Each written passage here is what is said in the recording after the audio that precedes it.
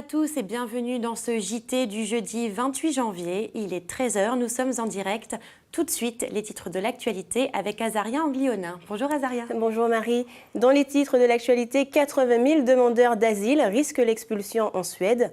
Hassan Rouhani, le président iranien, est en visite en France.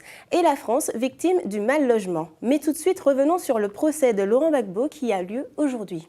Un procès crucial s'ouvre aujourd'hui à la Cour pénale internationale de La Haye. L'ancien président ivoirien Laurent Gbagbo et son ministre de la Jeunesse Charles Blé Goudé répondent de crimes contre l'humanité. Selon l'accusation, les deux hommes auraient planifié un plan commun pour permettre à l'ex-chef d'État de conserver le pouvoir par tous les moyens, y compris en commettant des crimes. Fin de citation. Pour rappel, entre le 27 novembre 2010 et le 12 avril 2011, les forces armées ivoiriennes, appuyées par l'ancien chef d'État, auraient visé les partisans d'Alassane Ouattara, déclaré vainqueur des élections présidentielles, en attaquant des centaines de civils et en tuant, selon l'ONU, pas moins de 3000 personnes en moins de 5 mois. Laurent Gbagbo ce matin a plaidé non coupable contre ces accusations. Le procès devrait s'étaler sur plusieurs années. 80 000 est le nombre de demandeurs d'asile que la Suède veut expulser. Comme la plupart des pays européens, la Suède est confrontée depuis l'été dernier à l'arrivée massive de migrants cherchant à obtenir l'asile. En 2015, ce n'est pas moins de 163 000 personnes qui ont déposé une demande. Hier, le ministre de l'Intérieur suédois Anders Ygeman a annoncé qu'il s'agirait de refus de demande d'asile pour 60 000 à 80 000 personnes. Les expulsions qui s'effectuent ordinairement sur des vols commerciaux se feront spécialement sur des avions charters. Celles-ci devraient s'étaler sur plusieurs années selon le ministre. Le président iranien Hassan Rouhani, en visite à Paris aujourd'hui, a appelé la France à tourner la page sur les anciennes rancœurs pour ouvrir une relation nouvelle entre les deux pays. À ce titre, PSA Peugeot Citroën a officialisé dans un communiqué son retour en Iran avec une co-entreprise qui pourra investir près de 400 millions d'euros sur 5 ans. La visite du président Hassan Rouhani en France est la seconde étape d'un voyage consacré au rapprochement entre Téhéran et les puissances européennes depuis la levée des sanctions liées au nucléaire. C'est un nouveau record, 15 800 demandeurs d'emploi en catégorie A en plus en décembre. Annoncé ce mercredi par la ministre du Travail, le nombre de chômeurs a augmenté de 0,4% par rapport à novembre, un mois pourtant marqué par une légère baisse. Sur l'ensemble de l'année 2015, Pôle emploi a accueilli 89 900 chômeurs supplémentaires, soit la plus faible hausse depuis 2010. Un constat dû, selon la ministre Myriam El Khomri, je cite, « à la baisse d'activité enregistrée par plusieurs secteurs dans le contexte que nous avons connu en novembre et en décembre ». Dans son rapport annuel publié ce matin, la Fondation Abbé Pierre dresse le tableau d'une France malade du mal logement.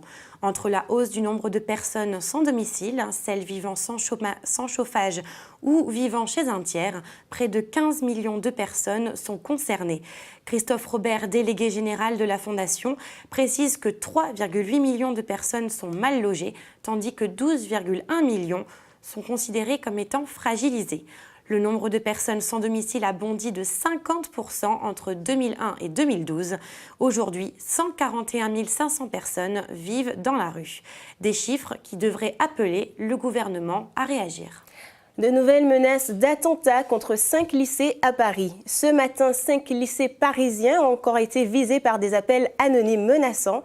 Les auteurs de ces menaces lancées contre les lycées Louis-le-Grand dans le 5e, Charlemagne dans le 4e, Condorcet dans le 9e, Hélène Boucher dans le 20e et Victor Hugo dans le 3e arrondissement ont indiqué qu'ils allaient se rendre dans ces établissements munis de bombes et de fusils d'assaut Kalachnikov afin de maximiser les victimes. L'alerte a été levée peu avant midi.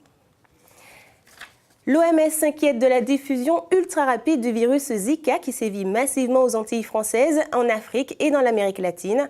Peu dangereux pour l'adulte, mais soupçonné d'être à l'origine de malformations graves du fœtus, sa transmission se fait par une piqûre de moustique. Il est recommandé aux femmes enceintes d'éviter tout voyage vers les destinations à risque. On ouvre une page de sport maintenant avec en tennis, on vient de l'apprendre, l'élimination de Roger Federer en demi-finale de l'Open d'Australie face à Novak Djokovic. Le numéro 1 mondial s'est imposé en 4-7 et affrontera dimanche le vainqueur de la seconde demi-finale qui opposera Milos Raonic à Andy Murray. Chez les femmes, l'américaine Serena Williams a battu la polonaise Radwanska en 2-7. Elle affrontera l'allemande Angélique Kerber, 6e mondiale, lors de la finale. Du côté du handball, les experts champions d'Europe en titre ont été éliminés hier soir en Pologne face à la Norvège, 24-29, juste avant les demi-finales. Et enfin, en football, le PSG, double tenant du titre de la Coupe de la Ligue, s'est débarrassé de Toulouse 2-0 hier lors des demi-finales. Les Parisiens tenteront de décrocher un 3e titre contre le LOSC le 23 avril prochain. Et nous terminons ce journal avec l'image du jour. Au terme de plusieurs semaines polémiques, les votants pour le Grand Prix du 43e Festival de bande dessinée d'Angoulême ont finalement choisi le dessinateur belge Herman. Considéré comme l'un des plus grands dessinateurs réalistes de la bande dessinée franco-belge, Herman, 77 ans, a su aborder une multitude de genres. Herman succède au palmarès à l'auteur de manga Katsuhiro Otomo, invité d'honneur du festival cette année.